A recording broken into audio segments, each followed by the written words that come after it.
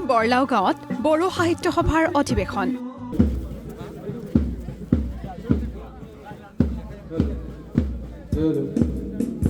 ঠেংফাংখ্ৰী পথাৰত দ্বিতীয় দিনাও বিস্তৃত কাৰ্যসূচী শুকুৰবাৰৰ পৰা বড়ো সাহিত্য সভাৰ কেন্দ্ৰীয় অধিৱেশন উপলক্ষে উখল মাখল হৈ আছে বিজনী বৰলাও গাঁৱৰ ঠেংফাংখ্ৰী পথাৰ শনিবাৰে পতাকা উত্তোলন আৰু স্মৃতি তৰ্পণেৰে আৰম্ভ হয় দ্বিতীয় দিনৰ কাৰ্যসূচী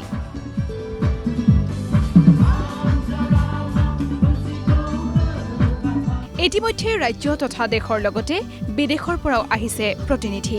এই ব্যস্ততামুখৰ পৰিৱেশৰ মাজতে শনিবাৰে পতাকা উত্তোলন কাৰ্যসূচীৰ পিছত বড়ো মাধ্যম প্ৰসংগত সাহিত্য সংগঠনটোৰ সাধাৰণ সম্পাদক নীলকান্ত গয়াৰীয়ে কয়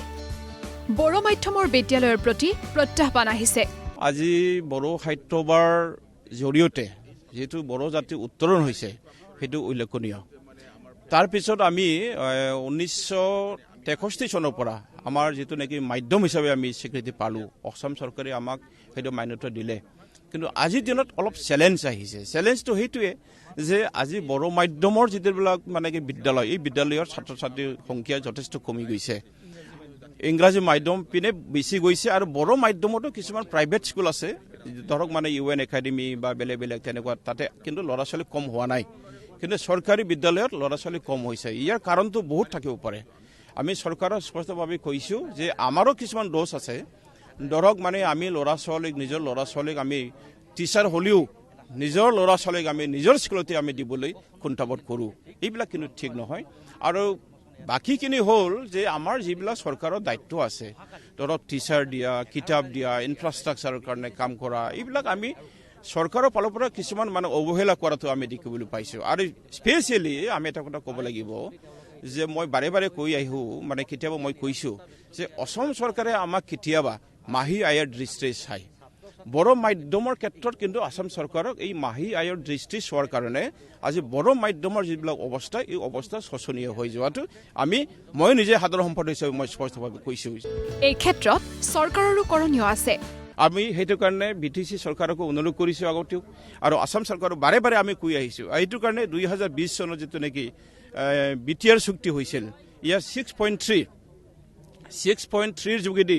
বড়ো মাধ্যমৰ কাৰণে কাম কৰিবৰ কাৰণে কিছুমান মানে ক্লোজ আছে দফা আছে এইবিলাক কিন্তু কাৰ্যকৰী কৰা নাই আসাম চৰকাৰে